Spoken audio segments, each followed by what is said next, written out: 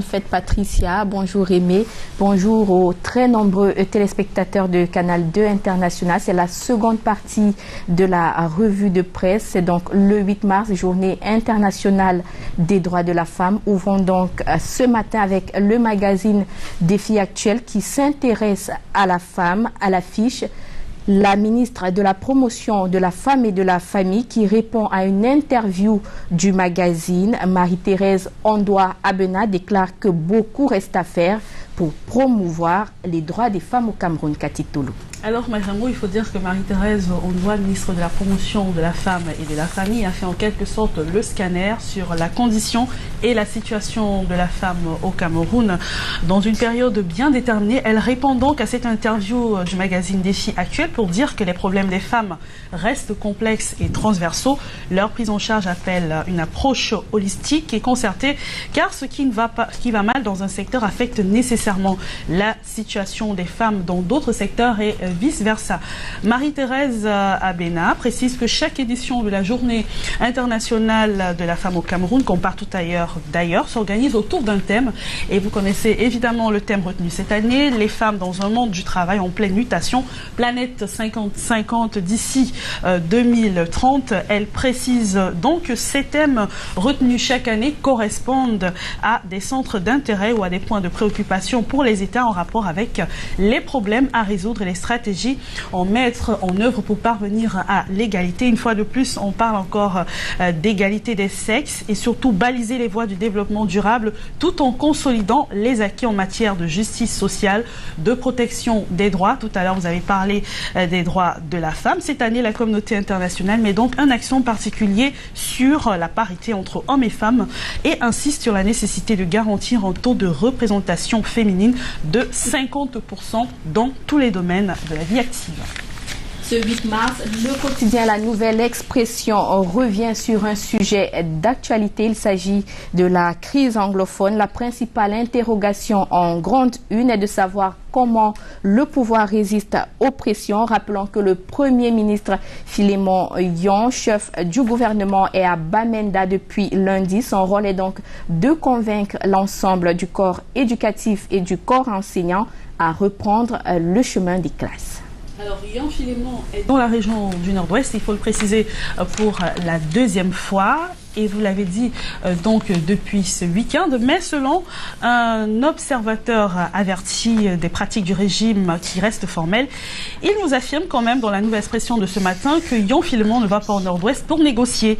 Il s'agit simplement d'une simple impression, ce n'est pas dans la logique de Yaoundé concernant ce problème anglophone.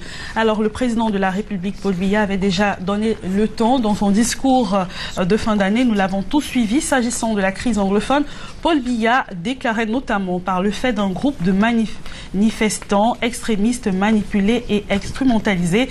Des Camerounais ont perdu la vie, des bâtiments publics et privés ont été détruits, les symboles les plus sacrés de notre nation ont été profanés, les activités économiques ont été paralysées momentanément. Alors cette image que le président de la République a donnée dès le départ, selon cet observateur, l'image est évidemment restée. Mais ce qu'on a appelé commission, ça a véritablement échoué parce que les hommes du pouvoir ont une ligne déjà arrêtée et vous le suivez, vous circulez tout simplement, conclut cet observateur. Alors, après l'échec des négociations avec la commission Paul Gogo-Moumingo, le régime de Yaoundé a montré son vrai visage en ouvrant le bal d'une série d'arrestations à l'appel. On en parle abondamment dans la Nouvelle Expression de ce matin.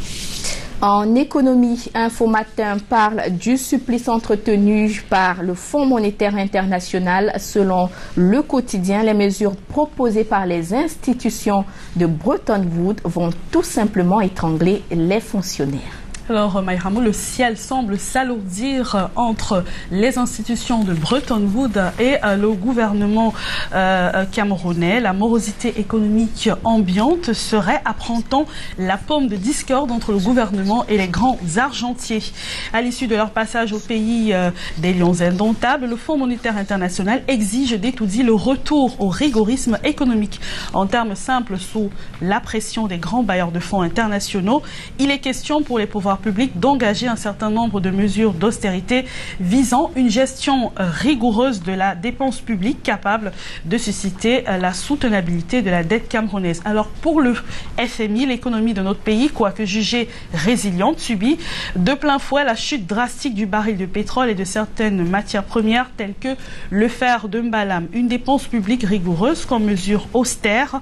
Le FMI et la Banque mondiale exigent du Cameroun la suppression des avantages et des primes des fonctionnaires. Une épineuse question à développer dans les prochains jours, Maïram. L'œil du Sahel focalise son attention sur la santé publique dans le grand nord du Cameroun. Selon le journal, le Septentrion serait sous perfusion pour parler des centres de santé abandonnés. Alors, on le sait, la construction de l'hôpital de référence de Garoua, attendue depuis 2011, n'est toujours pas effective. Conséquence directe, l'accès aux soins de santé demeure difficile avec un personnel insuffisant, absentéiste et déserteur. Un plateau technique des plus vétustes et toujours pas de centre et encore moins des urgences, ni même des écoles de formation des médecins. L'autopsie de la carte sanitaire de la partie la plus peuplée du Cameroun avec 6 millions de personnes, soit le tiers de la population du pays, à lire dans l'œil du Sahel de ce matin. Le paysan élite est ce matin dans le développement du secteur agro-sylvo-pastoral qui constitue une source de devises. Face à la crise économique sous-régionale, le Cameroun devrait booster son agriculture, redynamiser le secteur agro-sylvo-pastoral. Et le secteur privé est interpellé, Cathy Toulou. Alors en ce moment où le coût du baril de pétrole est à son niveau le plus bas, il y a plusieurs investissements qui devraient être faits dans le secteur de l'économie. Pour booster donc cette économie, il est question d'investir davantage dans le secteur de la recherche quand on sait que les pays de la CEMAC dépensaient des centaines de milliards de francs CFA pour nourrir les populations. Il faut opter pour la redynamisation de son secteur agro-sylvo-pastoral, qui devrait non seulement conduire le Cameroun à développer l'agriculture des produits de rente, mais également la transformation sur place afin de faire la valeur ajoutée. Et à côté de ces produits de rente, le pays devrait donc développer la culture des produits vivriers tels que le manioc, le macabo, l'igname, le riz ou encore le mil et le sorgho. Ainsi, il volera au secours de ses voisins qui dépendent de l'extérieur pour leur approvisionnement en produits vivriers. Il verra ainsi sa balance commerciale équilibrée. Restons avec Paysans Élite qui déclare que la SOSUCAM perd plus de 10 milliards de francs CFA. La publication de ce matin établit le lien entre le changement climatique et la contrebande. Les effets naturels relatifs au climat amenuisent la production. Alors le journal note que Louis Yinda, PDG de SOSUCAM, dénonce les pénuries récurrentes enregistrées cette année dues à des pratiques spéculatives et véreuses de certains grossistes sans scrupules. Toutefois, l'entreprise envisage de revoir à la hausse ses ambitions pour la campagne sucrière 2016-2017 qui s'est ouverte en octobre 2016.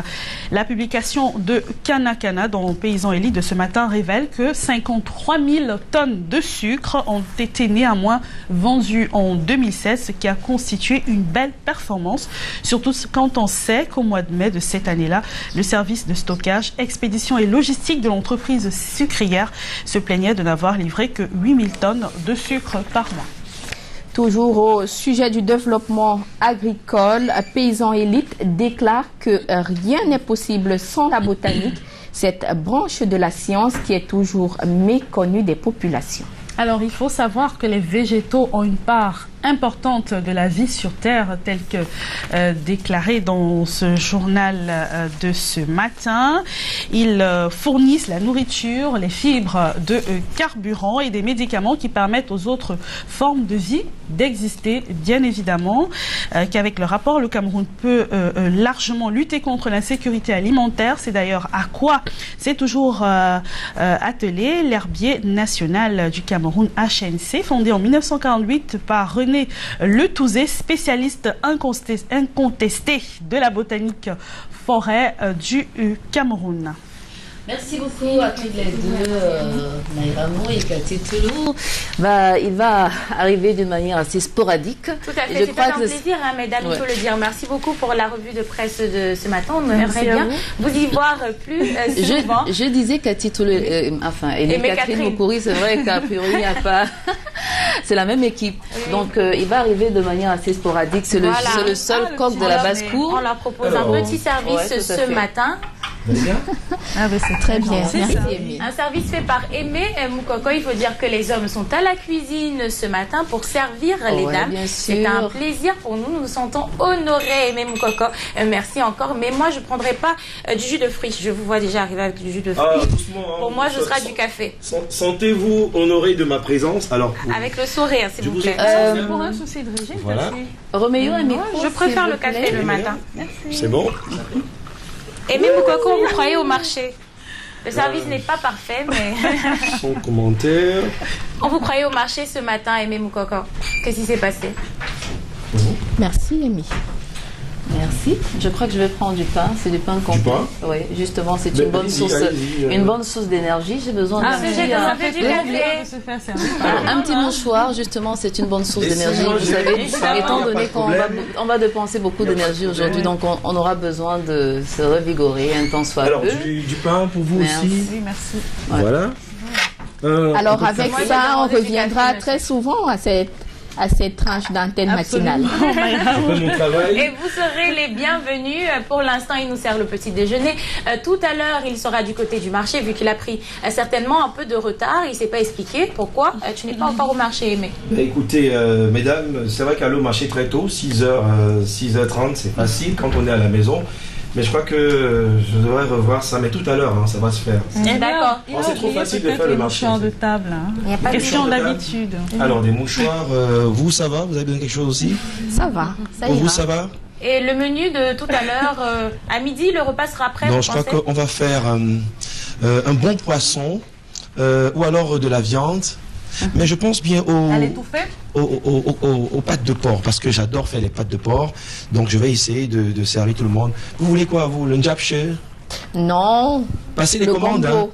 Le gombo? Pour moi, ce sera ndolé crevette avec miondor et un peu de frites de plantain. Ndolé crevette, miondor, frites de plantain. De plantain. Alors Cathy, l'autre Cathy? De la viande à l'étouffée. La viande, on ne sait pas. Il a du pain sur la planche. De la viande à l'étouffée. Oui. En quelque sorte, le domba, si vous voulez. Hein. Alors, on va le noter. On va le noter. Je reviens tout à l'heure. Catherine, on va le noter. Alors, qu'est-ce que vous pensez de bien filer habile sur le coup? Moi, je suis pas avec vous. Je suis de passage. Je continue mon travail. C'est vrai que